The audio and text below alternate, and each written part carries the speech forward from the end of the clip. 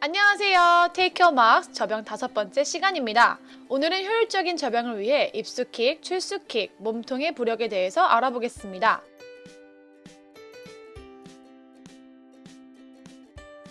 접영 연습할 때 입수킥과 출수킥 중 어느 쪽이 좀 더 강하고 비중 있는 걸까? 라는 생각해 보신 적 있을 거예요.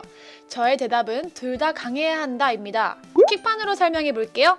저는 설명을 위해 촬영했지만 위험하니 따라하지 마세요. 부력 덩어리인 킥판을 평평하게 두고 수면 아래로 누른다면 지금처럼 상체의 무게를 실어야 눌러질 거예요. 그리고 킥판을 누르고 있는 손을 떼면 이렇게 수면 위로 뜨려고 하는데 수면 위로 가까워지면 가까워질수록 뜨는 속도는 빨라집니다. 그래서 이러한 원리로 접영을 하게 됩니다. 신체 중 부력 면적이 넓은 상체가 킥판이 됩니다.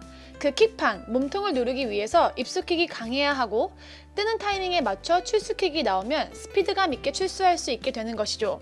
입수킥을 강하게 누르면 수면 아래로 지금처럼 글라이드하게 됩니다. 손끝의 방향은 수면 위가 아닌 수면 아래에서 전방을 향해야 하며 머리는 들지 않습니다.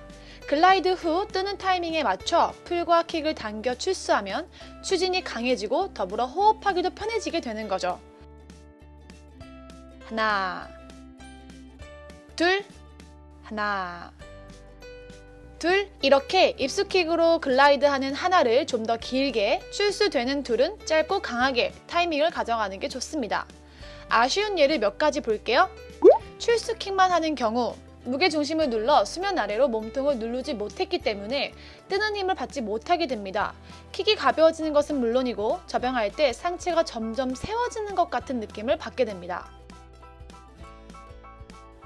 입수킥만 하는 경우 입수킥을 눌렀기 때문에 몸통의 부력은 이용했지만 출수할 때 뜨는 타이밍에 맞춰 더 속도감 있고 강한 추진으로 나올 수 있는데도 불구하고 그 부분을 놓치는 거기 때문에 비효율적입니다. 상체로 무게중심이 이동되지 않는 경우 킥과 풀은 타이밍에 맞춰 하고 있지만 무게중심을 상체 쪽으로 두지 않는다면 역시 부력의 도움을 받지 못하기 때문에 일부러 생각해서 눌러주는 것이 더 좋습니다. 다시 설명하자면 킥 풀만 하는 것이 아니라 몸통의 추진을 이해하고 만들어냈을 때 비로소 효율적인 수영을 할 수 있다는 것입니다. 여기까지 접영 입수킥과 출수킥, 몸통의 부력 설명이었습니다. 그럼 그래서 그 뜨는 타이밍은 언제인가요? 라는 궁금증이 생길 거예요.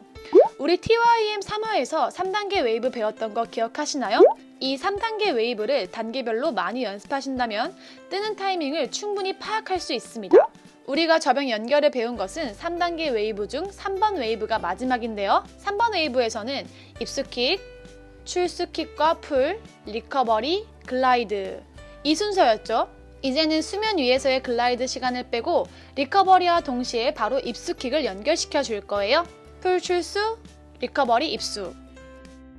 풀 출수, 리커버리 입수.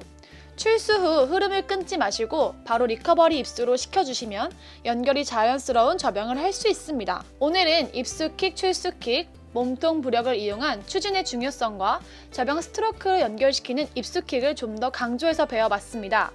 기반을 잘 잡아야 그 다음 스킬도 쏙쏙 받아들일 수 있습니다. 만약 기초가 탄탄하지 않으면 결국 어디선가 미스가 난다는 것을 꼭 기억해주세요. 부력을 이용해서 보다 효율적이고 리듬감 있는 접영을 익힌다면 접영도 재밌고 쉬운 영법이 될 수 있습니다. 그럼 이번 주도 즐거운 수영하세요. 감사합니다.